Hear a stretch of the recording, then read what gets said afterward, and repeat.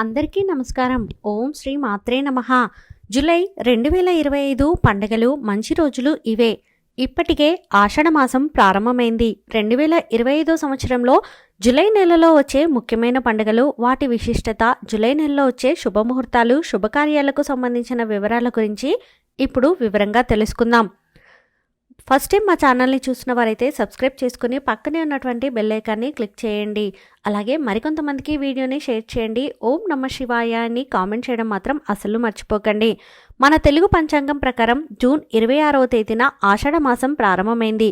July 24 వరకు ఆషాఢ మాసం ఉంటుంది. ఈ ఆషాఢ మాసాన్ని శూన్యం మాసంగా భావిస్తారు.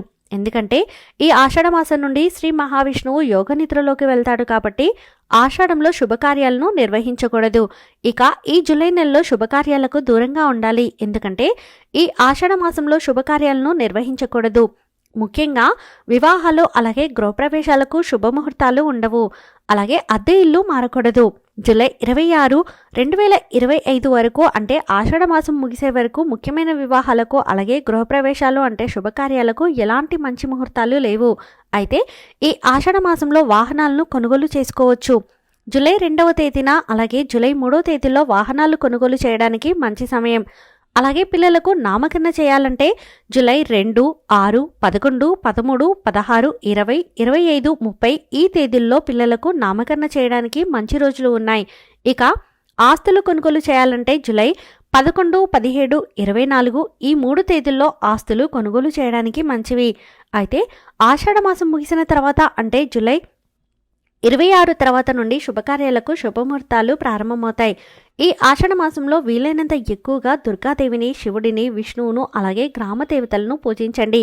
ఈ ఆషాఢ మాసంలో మీ గ్రామంలో ఉన్న గ్రామ దేవతలకు పులిహోరను నైవేద్యంగా సమర్పించండి. మీ కుటుంబం మొత్తానికి చాలా మంచి జరుగుతుంది. ఇక ఈ ఆషాఢ మాసంలో తప్పనిసరిగా ఆడపిల్లలకు గోరింటాకు పెట్టుకోవాలి. వివాహం కాని ఆడపిల్లలు గోరింటాకు పెట్టుకుంటే మంచి మనసున్న అబ్బాయి భర్తగా వస్తాడు. అలాగే వివాహమైన ఆడవాళ్ళు గోరింటాకు పెట్టుకుంటే తన భర్త ఆయుష్ నుండు నూరేళ్లు ఉంటుంది. ఈ ఆషాఢ మాసంలో తప్పనిసరిగా మీ కుటుంబ సభ్యులకు మొత్తం కలిసి ఏదైనా పుణ్యక్షేత్రాన్ని దర్శించండి.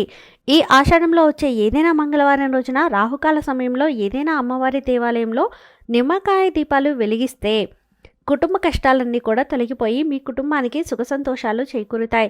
ఇక జూలై నెలలో వచ్చే ముఖ్యమైన పండుగల గురించి ఇప్పుడు తెలుసుకుందాం. జూలై 6వ తేదీన ఆదివారం నాడు ఆషాఢ శుక్ల ఏకాదశి వచ్చింది. ఆషాఢం శుభకార్యాలకు పనికిరాదు, కానీ దైవ పూజలకు ఎంతో విశిష్టతమైనది. ఆషాఢ మాసంలో చేసే పూజలకు రెట్టింపు పుణ్య ఫలితాన్ని పొందవచ్చు. ముఖ్యంగా ఆషాఢ మాసంలో వచ్చే ఏకాదశి రోజున వెంకటేశ్వర స్వామిని పూజిస్తే శ్రీవారి ఆశీర్వాదాన్ని త్వరగా పొందవచ్చు. జూలై 6 దేవశయని ఏకాదశి. ఈ ఏకాదశి నుండి విష్ణుమూర్తి 4 నెలల పాటు యోగ నిద్రలోకి వెళ్తాడని నమ్మకం. అందుకే ఈ రోజు నుండి చతుర్మాసం ప్రారంభమవుతుంది. కాబట్టి ఈ శక్తివంతమైన ఏకాదశిని గుర్తుపెట్టుకుని విష్ణువును పూజించడం, ఉపవాసం ఉండడం వల్ల మోక్షం లభిస్తుందని నమ్మకం. ఇక హిందువులకు అతిపెద్ద పండుగలో గురు పౌర్ణమి ఒకటి. జూలై 10వ తేదీన గురువారం నాడు గురు పౌర్ణమి వచ్చింది. దీన్ని ఆషాఢ పౌర్ణమి అని అంటారు.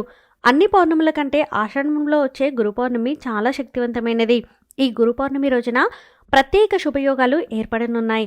ఇవి చాలా అమృతమైన యోగాలు. కాబట్టి ఇంతటి శక్తివంతమైన పౌర్ణమి రోజున లక్ష్మీదేవిని, అలాగే విష్ణువును పూజిస్తే ఇక మీ ఇల్లంతా కాసుల వర్షంతో నిండిపోతుంది. మీ ఇంట్లో లక్ష్మీదేవి స్థిర నివాసం ఉంటుంది. ఇక జూలై 14 సోమవారం నాడు సంకటహర చతుర్థి ఏర్పడింది. సంకటహర చతుర్థి అంటే కోరిన కోరికలన్నీ నెరవేరే రోజు. కాబట్టి ఈ రోజున వినాయకుడిని పూజించడం వల్ల కష్టాలన్నీ వెంటనే తొలగిపోయి కోరిన కోరికలు తప్పకుండా నెరవేరుతాయి. ఇక జూలై 21వ తేదీన కామిక ఏకాదశి వచ్చింది. ఈ రోజున విష్ణువును పూజించడం వల్ల గత జన్మ పాపాలన్నీ తొలగిపోతాయని, కోరికలు తీరుతాయని నమ్మకం. జూలై 24 గురువారం నాడు అమావాస్య వచ్చింది. ఆషాఢ మాసంలో వచ్చే అమావాస్యను చుక్కల అమావాస్య అని అంటారు. ఈ చుక్కల అమావాస్యతో ఆషాఢ మాసం ముగిసిపోయి శ్రావణ మాసం ప్రారంభమవుతుంది. జూలై 25 శుక్రవారం నుండి శ్రావణ మాసం ప్రారంభమవుతుంది. శుక్రవారంతోనే శ్రావణ మాసం ప్రారంభమవడం ఇంకా విశేషం. కాబట్టి జూలై 25 శుక్రవారం నాడు మొదటి శ్రావణ శుక్రవారం. శ్రావణ మాసంలో వచ్చే ప్రతి శుక్రవారాలకు విశేష ప్రాముఖ్యత ఉంది. శ్రావణ శుక్రవారాల్లో లక్ష్మీదేవిని పూజిస్తే విపరీతమైన ధనలాభం, సుఖ సంతోషాలు, అష్టైశ్వర్యాలు కలుగుతాయని నమ్మకం. ఈసారి వచ్చే శ్రావణ మాసంలో మొత్తం 5 శుక్రవారాలు వచ్చాయి. అలాగే శ్రావణ మాసంలో వచ్చే మంగళవారాల్లో మంగళగౌరి వ్రతాన్ని చేసుకోవాలి. పెళ్ళైన ఆడవాళ్ళు మంగళగౌరి వ్రతాన్ని దీర్ఘ సుమంగళి ప్రాప్తి వరిస్తుంది. అలాగే మీ భర్త ఆయుష్ పెరుగుతుంది. ఇక జూలై 29 మంగళవారం నాడు నాగుల పంచమిని జరుపుకుంటారు. మన తెలుగు పంచాంగం ప్రకారం శ్రావణ మాసంలో శుక్లపక్షంలో 5వ రోజున నాగుల పంచమిని జరుపుకుంటారు. ఇక అత్యంత పవిత్రమైన పండుగల్లో వరలక్ష్మి వ్రతం ఒకటి. శ్రావణ మాసంలో వచ్చే పౌర్ణమికి ముందు వరలక్ష్మి వ్రతాన్ని చేసుకుంటారు. అయితే ఈ సంవత్సరం ఆగస్టు 8వ తేదీన వరలక్ష్మి వ్రతాన్ని జరుపుకోవాలి. అయితే మొత్తం మీద చూసుకుంటే జూలై 24 వరకు ఆషాఢ మాసం ఉంటుంది.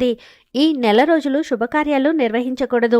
జూలై 25 నుండి శ్రావణ మాసం ప్రారంభం అవుతుంది. శ్రావణ మాసం నుండి శుభకార్యాలకు మంచి శుభముహూర్తాలు ఉంటాయి. ఈ వీడియో మీకు నచ్చితే ప్లీజ్ లైక్ చేయండి. మరికొంతమందికి వీడియోని షేర్ చేయండి. ఫస్ట్ టైం ఛానల్ని చూసిన వారు సబ్స్క్రైబ్ చేసుకుని పక్కనే ఉన్నటువంటి బెల్ ఐకాన్ని క్లిక్ చేయండి. సర్వే జనా సుఖినో భవంతు.